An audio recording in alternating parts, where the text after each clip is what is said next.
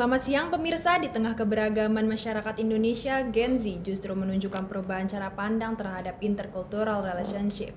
Sebelumnya, hubungan lintas budaya dipandang sebagai sesuatu yang rumit dan bahkan negatif. Melalui sosial media seperti konten digital, film, dan pengalaman pribadi yang diunggah secara daring, anak muda banyak yang menganggap bahwa intercultural relationship sebagai hal yang wajar dan bukan sebuah masalah.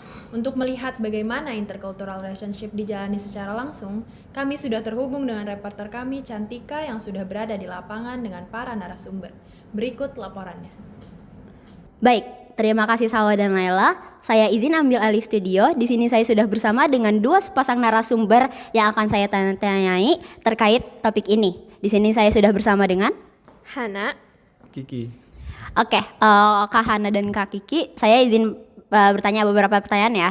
Nah, yang pertama tuh hal apa yang paling terasa dalam hubungan kalian yang berbeda latar belakang budaya? Menurut aku sih yang paling beda tuh tentang kayak cara bicaranya ya. Karena aku dari Padang, terus dia dari Jawa. Terus kita kayak, aku tuh lebih frontal gitu ngomongnya, sedangkan dia tuh kalem. Oke. Pertanyaan kedua, di hubungan kalian ini pernah ada konflik atau kesalahpahaman nggak?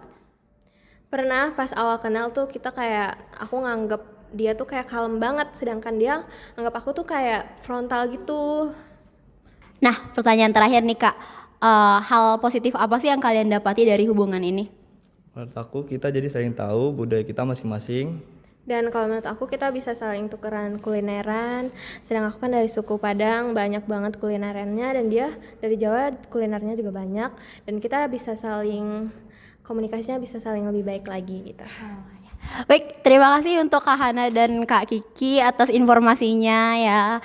Nah, dari sini kita mendapati pelajaran yang banyak ya guys dari perbedaan budaya ini. Saya Cantika Aurela Syawali Zahra, kembali ke studio. Terima kasih untuk Cantika yang berada di lapangan. Dari pasangan ini terlihat bahwa perbedaan budaya tidak selalu menjadi penghalang, tapi justru menjadi ruang belajar dalam membangun suatu hubungan. Namun, intercultural relationship tidak hanya terjadi dalam hubungan romantis, tetapi juga dapat hadir dalam lingkup keluarga termasuk hubungan antar saudara. Kami sudah terhubung dengan reporter kami, Ruby, yang sudah berada di lapangan dengan para narasumber. Berikut laporannya. Terima kasih untuk Salwa dan Laila. Izin saya untuk mengambil alih.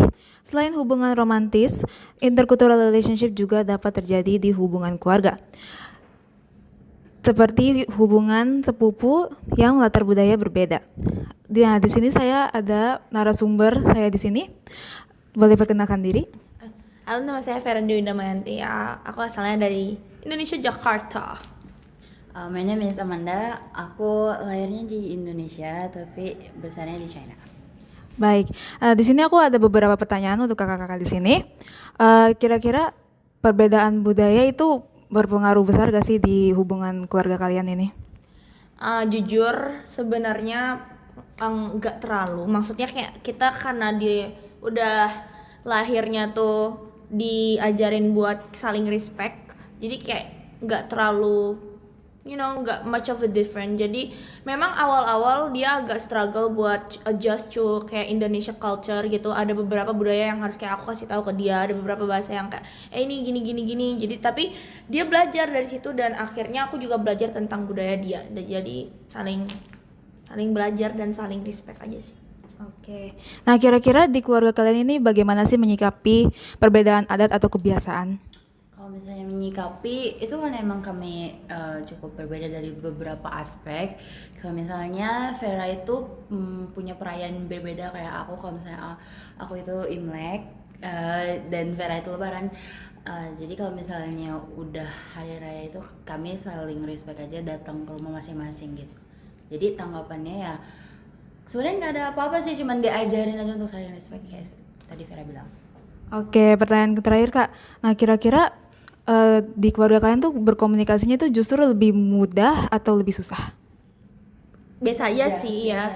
aja. Mau itu hubungan antar keluarga atau pertemanan atau apa, menurut aku kayak as long as kayak nggak menyakiti siapa-siapa, kayak kita hubungannya baik-baik aja, mau bahasa atau segi apa. Memang ada tadi aku bilang memang ada beberapa segi bahasa yang kayak dia nggak ngerti ataupun aku nggak ngerti ya, tapi itu bukanlah hal besar gitu, itu bisa dipelajari.